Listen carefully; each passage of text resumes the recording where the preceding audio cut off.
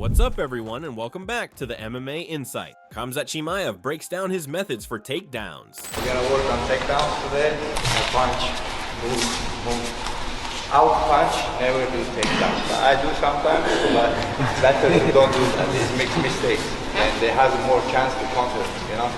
So better to punch. When you punch, and he has to defend. When you punch, then you go I'm not like this. Here, tight. Then from here I go like this. Watch, guys. If you go with your hand, you put your hand like this, you're gonna block it. If you go like this, it's better. You're not gonna hurt. Anyway, it's MMA. You're gonna hurt something, your body. Better to not broke. And little pain is okay.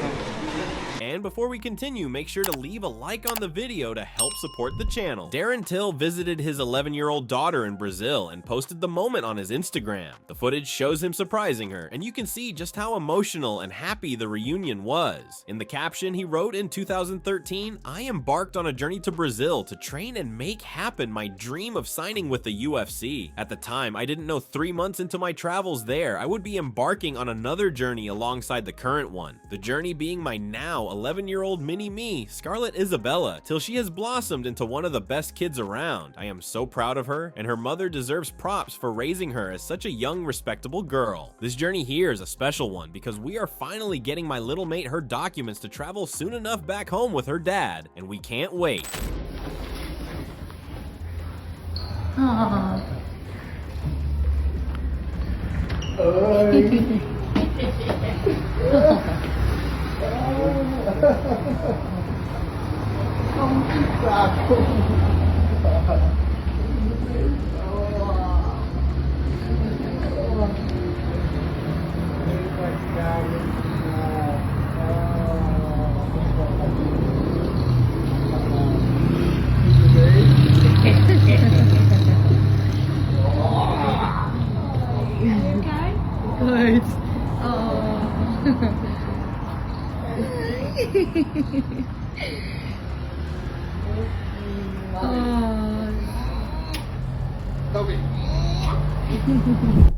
Kamaru Usman reacted to Jean Silva, Caio Borralho, Mauricio Ruffi, and Carlos Prates all recently losing for the first time in the UFC. He said he thinks the Fighting Nerds team needs to bring in more wrestlers. The level of competition starts to change now that they're stepping in there against the top 5, top 3, top 10. So yes, level of competition starts to change. And that's what we're seeing, because when you get up there, the guys are a lot more well-rounded. So if you're not as well-rounded, you will potentially get exposed. And I think that is what we're kind of seeing. But I also do agree with you, Henry. Yes, they have an incredible team. I think they could add to that team, and that's probably someone to work on the wrestling for them, because I think having that wrestling background is something that Caio Borralho could have utilized in getting those takedowns in that fight, which I think could have potentially helped him and blew that fight away. With Carlos Prates, the fight that he did lose to Ian Gary, of course, Ian was really good at just moving away, and then maybe drop down, get a takedown, control him, you know, and whatnot. So, and then the Mauricio Ruffi fight, Saint Denis was just all over him. Once he got him down, he was able to just kind of punish him down there. So I do think these guys will definitely benefit from a wrestling coach. Aljamain Sterling says he feels like he's in a race to the featherweight title with Movsar Evloev, Lerone Murphy, and Diego Lopes. He gave props to Diego for his TKO win over Jean Silva, but added that he's confident he can beat him. Man, it's just, I don't know how to feel. I feel like it's a four-headed race for the title now, so it just makes everything super interesting. But all in all, great performance by Diego. For me, I'm a fan of Diego Lopes. I think he's a good fighter. When I say that he sucks, it's more cheek and tongue. Like, he sucks compared to me. Like, that's more for what it is, in gamesmanship, obviously. But with that said, he's tough. He has a chin. He's very durable. his technique is not anything like super impressive, as Steve was saying. Like, he's not the most technical guy when it comes to striking, but he hits hard. When you have those 4-ounce gloves on, that's all that matters, and it wins you fights. So at the end of the day, I can't say he's not good. I think he's a very talented dude. He's well-rounded on the ground, doesn't have much wrestling, and mind you, I have trained with him once, and I trained with Jean Silva once. So I think I have a pretty good insight to saying some of the things that I say. But I just don't think he's the full package yet. Can he become champ at some point in this run? I think so, as long as he keeps doing what he's doing. So I'm not on him by any means. I just think I'm better at the end of the day. I'm not going to say I got a granite chin. I'm not going to say I'm the most durable guy, but I know I'm tough. I know I'm smart. And when it comes to fight IQ, you give me time to prepare, I think I'm a terrible matchup for anybody in this division.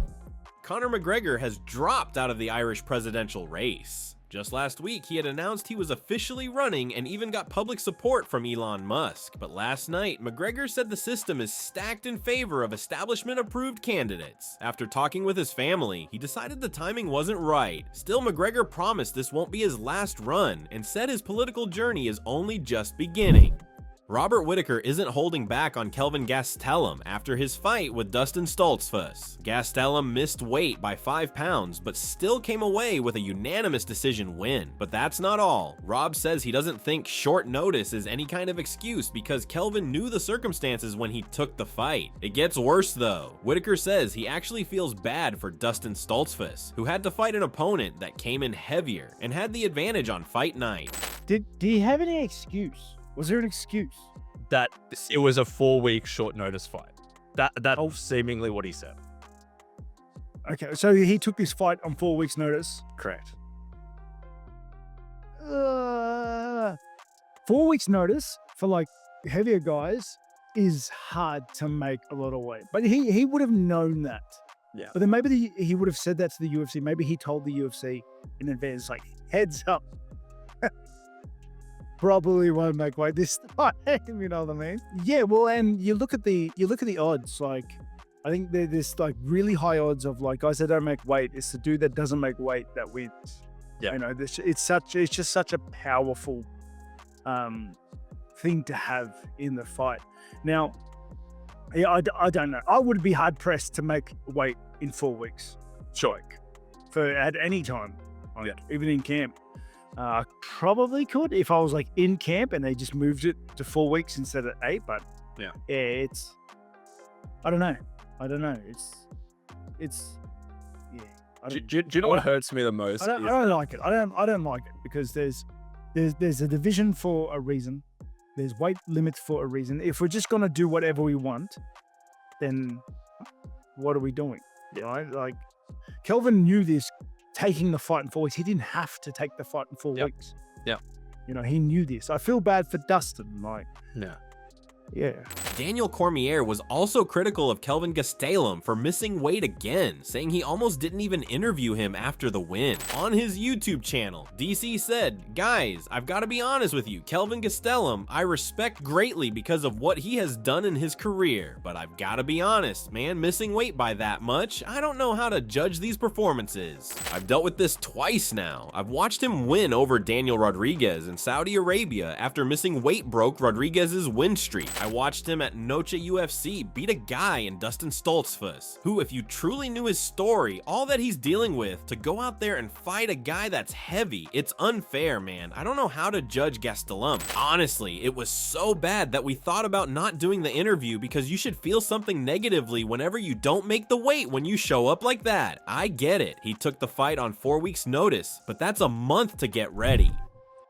And that's going to wrap it up for the news. Thanks for watching. For daily MMA news and content, subscribe to MMA Analysts and click the bell icon to be notified when we post videos. Here are the 3 top comments from last video. The first one from Chris Breeze 8875. People need to stop talking about the Raja situation already. It's f***ing annoying if he hasn't been locked up. Chances are he isn't. The second one from Robert Jonies 9275 says, I'm gonna talk about Conor. Glad he's sober and doing something patriotic. Hope he wins. And the last one is from Sigmon M3P, says, Conor would have won being president if it was 2016 or 2017, but he's a complete joke now. Those were the top comments from last video. If you want to be featured in the next one, all you have to do is comment down below. And if you missed yesterday's news, click the video on screen right now to get caught up. See you in the next video.